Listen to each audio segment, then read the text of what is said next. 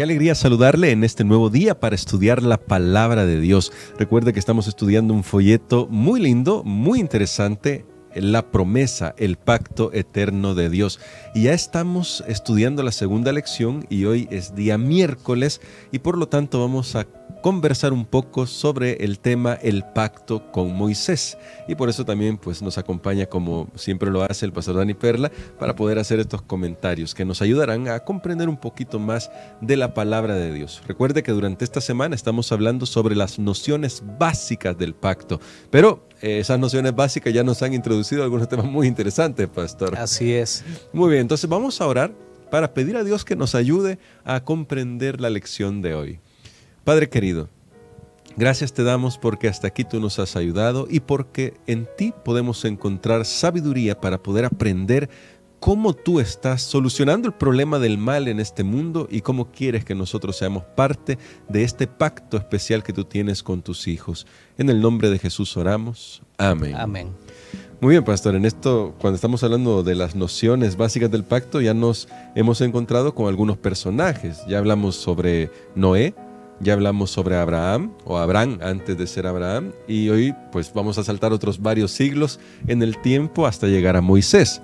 Y en este caso con Moisés me llama la atención algo que Moisés hace cuando se presenta ante el pueblo y les presenta en Éxodo 6, si usted lo puede leer en casa, son varios versículos ahí, una repetición del pacto. Digo que una repetición porque imagino de que lo que está transmitiendo Moisés es algo que de alguna manera ya deberían saber todos los israelitas.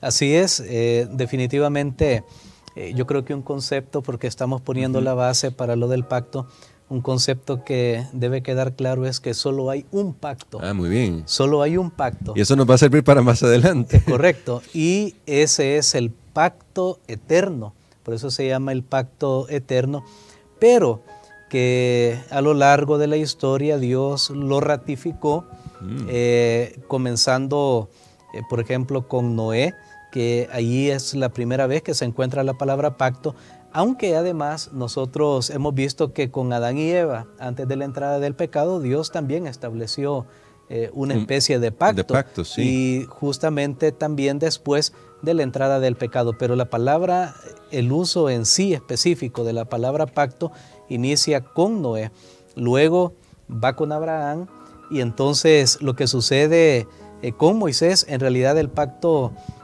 no es directamente con Moisés, sino que es con el pueblo de Israel al pie del monte Sinaí, donde Dios reitera lo que había dado anteriormente a Abraham. Entonces, pastor, el Éxodo, propiamente el Éxodo, ¿cómo muestra el cumplimiento de Dios de esa parte del pacto o de ese pacto? Muy bien. Otro concepto que nos ayuda es que el pacto siempre es un pacto de gracia. Y aquí tenemos una prueba que definitivamente el pacto que Dios hace es un pacto de gracia. Voy a volver a retroceder un poco, claro, y recordar la primera lección. Cuando Adán y Eva pecaron, ¿quién los buscó? ¿Quién buscó a quién? Sí. ¿O buscó Adán y Eva a Dios o Dios los buscó a ellos? Nosotros sabemos que fue Dios que los buscó a ellos. Ahora, antes de llegar al pie del monte Sinaí, el pueblo de Israel tuvo que ser liberado de la esclavitud egipcia. Así es. Entonces nosotros podemos ver que nuevamente es un pacto de gracia, porque no es primero que Dios los llama y les dice, mira, yo voy a hacer un pacto con ustedes y luego los libero, no, sino que Dios primero los libera y después ratifica el pacto que había hecho con Abraham, porque ahí Dios está diciendo, yo cumplo mi pacto, yo le prometí a Abraham que iba a ser una gran nación, que él iba a ser una bendición. Ahora ustedes han estado esclavos en la tierra de Egipto y esto me lleva a un tercer concepto. Muy bien.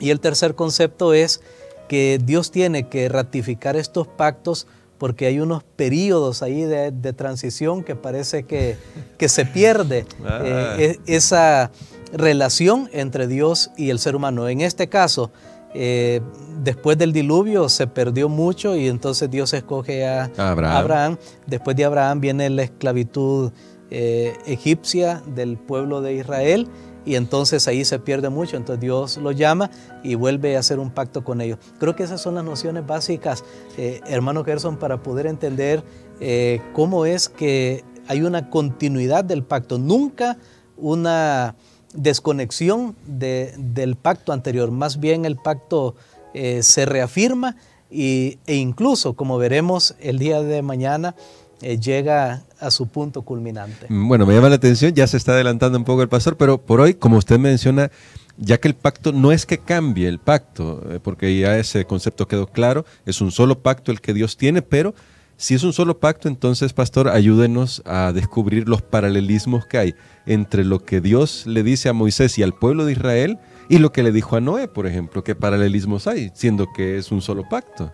Muy bien, para eso me gustaría que fuéramos a la Biblia y encontremos en el libro de Éxodo el capítulo 19, aunque también cuando Dios se le aparece a Moisés, por eso se le dice el pacto de Moisés, porque Dios primero le dice solo a él lo que tenía la intención de hacer. Pero vamos por cuestión de tiempo a Éxodo capítulo 19. Y vamos a leer los versículos 5 y 6. Muy bien, dice Éxodo 19, versos 5 y 6. Ahora pues, si dais oído a mi voz y guardáis mi pacto, vosotros seréis mi especial tesoro sobre todos los pueblos, porque mía es toda la tierra. Vosotros me seréis un reino de sacerdotes y gente santa. Estas son las palabras que dirás a los hijos de Israel. Muy bien, aquí tenemos nosotros la mención de pacto. En realidad Dios le llama mi pacto, porque es Él el que inicia, siempre es Él el que toma la iniciativa de la relación con el ser humano. Y aquí Dios le dice, ustedes van a ser mi especial tesoro sobre todos los pueblos. Y una de las claves del elemento del pacto es cuando Dios dice, yo seré su Dios, ustedes serán mi pueblo, porque eso enfatiza la relación que Dios quería tener con sus hijos. Así que son algunos de los elementos que tenemos aquí. Es una relación especial. Él les dice, ustedes van a ser también un pueblo de sacerdocio, una gente santa, y Dios les dice, si ustedes dan oído a mi voz. Y aquí viene la función de la ley en el pacto, que creo que vamos a estudiarlo más adelante. Claro que sí. Bueno, me llama mucho la atención lo que ha comentado, pastor, porque aquí estamos descubriendo cómo Dios en realidad va, por así decirlo, construyendo sobre una idea que Él mismo ha iniciado, la idea del pacto, y la va desarrollando todavía más para que la comprendamos un poco mejor. Quizás para finalizar, pastor, para que lo tengamos en mente, aquí cuando Dios habla con el pueblo de Israel, está hablándonos a todas las generaciones de esa relación especial que quiere tener con nosotros, esa relación de pacto que Él inicia. ¿Cómo podemos nosotros aprovechar esa relación de pacto? Y luego de su intervención tal vez nos puede ayudar a orar para que podamos entrar en esa relación de pacto. Bueno, nuevamente lo que nosotros hoy podemos comprender es que Dios quiere tener una relación especial con el ser humano, y en este caso con usted, conmigo, con cada uno, una relación especial. En el tiempo antiguo, y esto nos ayuda un poco, recordemos que la palabra pacto también se usaba para tratados o convenios entre dos seres humanos, y la Biblia habla de ese tipo de pactos, pero más que todo, el pacto que la Biblia menciona es el pacto entre Dios y el hombre. Pero ahí vemos que hay una desigualdad, porque ¿sí? Dios, es creador, el ser humano es la criatura, no tiene las cualidades de Dios. Dios es infinito, el ser humano es finito, es limitado, pero aún así Dios quiere establecer un pacto. Y algo que yo creo que nos ayuda, porque a mí me ha ayudado para comprender el gran amor de Dios, es que, por ejemplo, en tiempos antiguos, digamos que un rey establecía un pacto, un tratado con un vasallo, con un súbdito, el rey ponía todas las condiciones y al súbdito le tocaba nada más las obligaciones, la obligación de cumplir. Ahí no había una relación de amor, nada, o cumples, sí, o sufres las consecuencias. Pero en la relación entre Dios y el hombre, aunque Dios es infinitamente superior, Él quiere tener una relación especial con nosotros, que nos considera como un tesoro, no nos ve como inferiores. Y esto lo vamos a ver cuando finalmente Jesús viene y y decide hacerse uno como nosotros. Amén. Así que, amigo, amiga, Dios te está buscando este día también. Dios te pregunta, ¿dónde estás tú? ¿Qué estás haciendo? ¿Cómo está tu vida? ¿Cómo te está yendo? ¿En qué problema te has metido? Dios dice, ¿sabes qué? Yo quiero ser tu Dios.